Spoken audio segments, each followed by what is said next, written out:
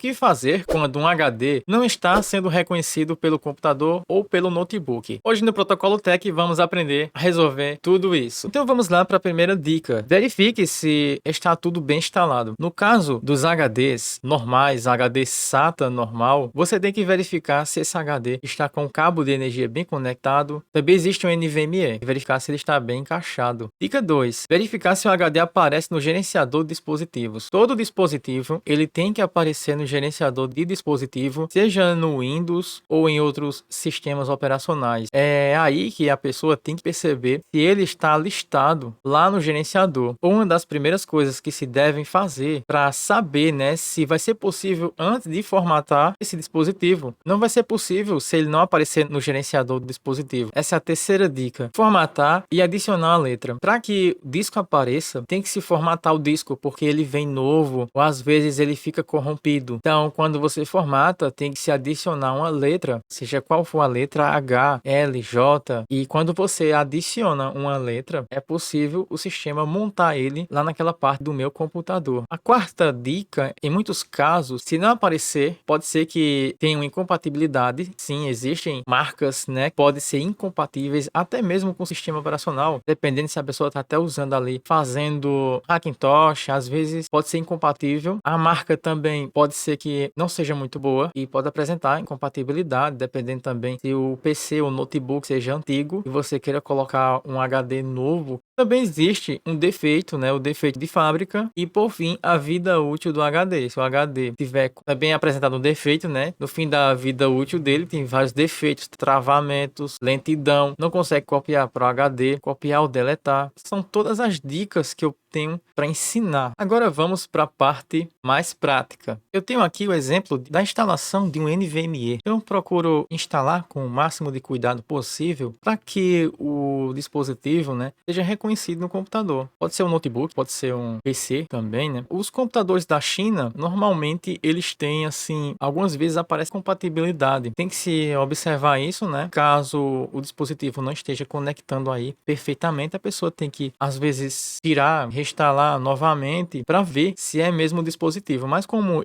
geralmente eu compro marcas intermediárias, as melhores marcas, então eu nunca vi o NVMe não ser reconhecido. Eu vou mostrar como ele aparece, como ele vai aparecer na BIOS. Se você instala sem mesmo usar o Windows, já dá para ver que ele vai funcionar dentro do Windows. Então aí eu já terminei de instalar, agora vamos para a parte da BIOS. A BIOS é uma das partes mais importantes que a pessoa entenda como esse dispositivo aparece. Geralmente você tem o Windows, né? Um sistema operacional ali já instalado e ele aparece com o boot Wi-Fi do Windows. Mas quando você chega aqui nessa parte do NVMe, nas partes avançadas, você vai ver um controlador de NVMe. Os NVMe são às vezes os mais complicados de ser reconhecido. Um HD SATA simplesmente ele aparece. Às vezes não precisa de muito esforço do computador ser compatível até, mas aqui ó, você vê o controlador NVMe Controller and Drive Information, né? As informações do controlador. Então aqui eu tenho um HD com tamanho de 256 GB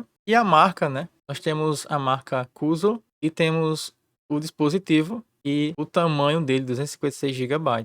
Já aparece na BIOS, mesmo sem entrar no Windows. Muita gente não sabe disso, né? É bom fazer um vídeo desse porque muita gente não sabe e já vai aprendendo coisas básicas, mas que faz a diferença. Aqui nessa parte do boot, como eu falei, a pessoa pode até alterar a ordem de boot, colocar um HD e outro para iniciar. O Windows, ele é reconhecido porque ele tem uma partição chamada EFI. Então essa partição EFI já fica configurada para dar boot no Windows. E a BIOS reconhece essa partição. É uma mini partição, sabe? Um pedacinho do HD que o Windows usa. Também outros sistemas operacionais também fazem essa divisão de partição para inicializar o sistema. Aí o que acontece? O HD ele não aparece aqui na parte de boot, então vai aparecer naquela parte lá, né, que eu mostrei da lista de avançado de dispositivos, se for um NVMe. E no caso do boot, o HD não aparece, até porque não tem como botar por ele. Mas quando você chega na opção de salvar ali, ó, o HD aparece ali na opção de boot, só que ele não vai botar, mas o HD pelo menos aparece. Tem BIOS que mudam, né? né, a configuração e tal. Mas aqui eu já estou inicializando o Windows, né? A partir daí é que se inicia pelo sistema para formatar esse NVMe, porque ele não está configurado nem inicializado. Então, quando você inicializa o sistema, né, você vai ter que procurar em gerenciador de dispositivos. Vamos lá, ó. Em meu computador, você vai clicar com o botão direito do mouse.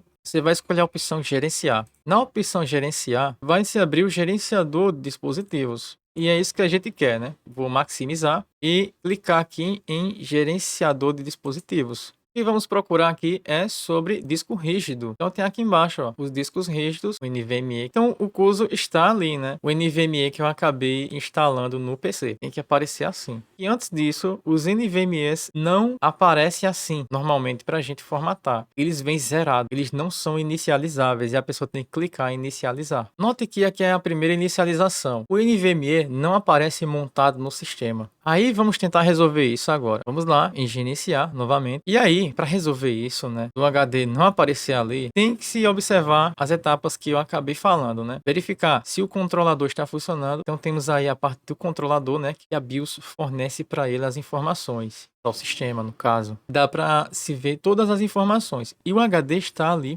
listado. É aí que você vê tudo reconhecido, mas o HD não aparece. Vamos agora para o gerenciador de disco, no caso agora. Então veja que o disco não está inicializado e não está formatado. Ele é novinho. Às vezes acontece de corromper também e ele não aparecer. Então tem que fazer esse processo também se ele tiver corrompido. O disco às vezes corrompe. Então aqui vamos formatar ele. Vamos adicionar a unidade GPT, tipo, né, de partição, que é mais moderno. E aí agora, depois de inicializado, vamos começar o processo de formatação. Já se escolhe uma letra, ó. Então, quando se escolhe uma letra, você já está habilitando, fazendo com que o sistema operacional monte aquele HD. Você também pode dividir esse HD. Para dividir esse HD é só colocar um tamanho menor do que o tamanho inteiro do HD. Também dá para encolher o HD, também se a pessoa quiser, né? Para deixar mais espaço para dividir esse HD se a pessoa quiser. Se não, deixa assim mesmo.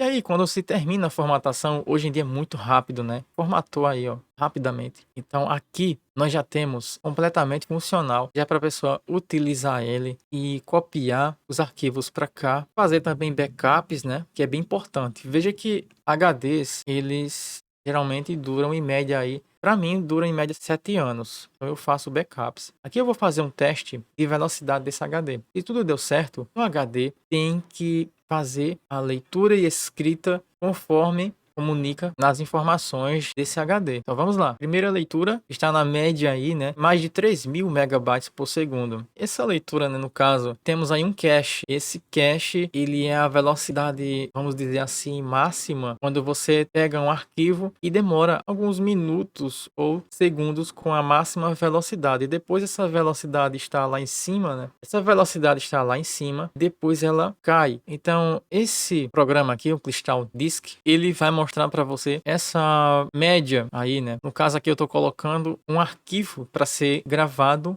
depois para ser lido lá dentro do HD. Terminando o teste, vamos ver essa média, verificar se o HD está a velocidade correta, porque a cada período assim o HD ele pode ficar alterado também, pode ficar corrompido, e é bom analisar também a velocidade também, que pouca gente fala sobre isso, mas realmente existe falhas quando você está utilizando um HD. Já vi falhas, né, em um HD SATA. No NVMe ainda não, mas no HD SATA barato sim. Um HD que eu tenho aqui, ele apresentou dificuldades em leituras e escritas e também chegou até não funcionar direito no computador, travando o computador. Então é bem importante falar todos os sintomas para que você veja como resolver. Também é importante verificar se a temperatura está muito alta. Isso também pode fazer com que o seu HD apresente defeitos também, né? Aqui estamos com outro NVMe crucial. O primeiro NVMe que eu tive, o mais top, ele fica com a temperatura de 43 graus antes do teste.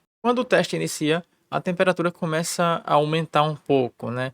No final aqui, ele ultrapassa 50 graus. Então, ele aumenta quase que uns 10 graus, assim. Dependendo do seu computador ou notebook, verifique se a temperatura está chegando a ultrapassar muito mais do que 50 graus, né? No caso, acima de 60, eu já começo a achar que o PC está muito quente. E aqui é o trabalho normal dele, até 50 e poucos graus aí.